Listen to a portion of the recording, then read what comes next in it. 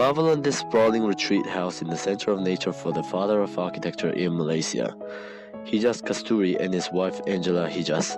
Rimbun Dahan hosts a center for residency programs for Asian artists as a way to replace society.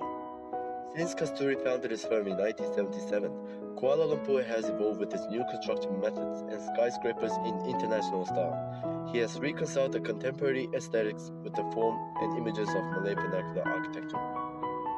The elements of Malay vernacular architecture includes steep atap roofs, deep overhangs, use of timber or bamboo, and elevated platforms. And the climatic design strategies include sun shading, natural ventilation, and use of low thermal capacity materials. With Rumah Ibu, which is the main house that hosts the private areas, Rumah Dapur that serves as a kitchen, and Anjung or covered porch that functions as a lounge to entertain guests. Common elements of Malay houses in Rimbun Dahan. The clustered layout of Rimbun Dahan mimics the characteristic of Malay traditional house, which are articulated along the main circulation path of a traditional village. Typically, the main building is positioned lower or by the same level as the tree canopy in order to get the shade from the sun. Similarly, tall coconut trees protect the main building of Rimbun Dahan. Clerestory windows act as vents to allow inflow of air and light, while electrical-powered indirect light emitted from the axis of the roof and wall mimics clerestory windows in traditional Malay houses. The entrance staircase poses as the focal point of Malay traditional house, which stands for a symbolic meaning of invitation. The short staircases lead the user to half floors.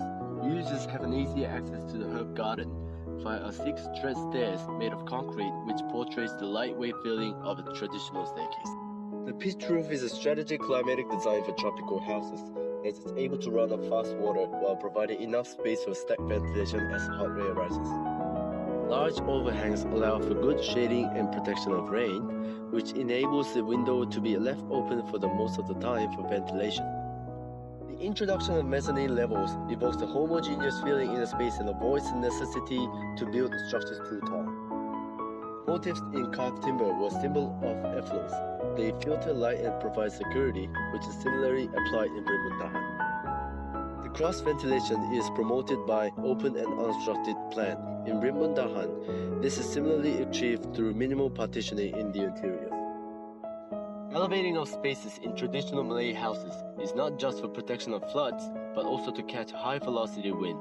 In Rimbun Dahan, this is achieved as main spaces on the first floor level. Typically, hot air flows out of small openings near the roof ridge. In Rimbun Dahan, the same effect is achieved through jack roofings. In traditional houses, small openings are seen near the roof to allow for more penetration of light and ventilation. In Rimbun Dahan, this is achieved with the use of louvered and huge glass panels to allow better ventilation and light. Staircases at the entrance cover the unsheltered porch areas known as Serambi, which act as buffer zones between the entrance and the main spaces. Long open corridors mimic the Serambi in Rimbun Dahan. Rimbun Dahan uses concrete load-bearing walls and steel components to allow for delicate structures by mimicking the light traditional form as opposed to timber in a Malay traditional house.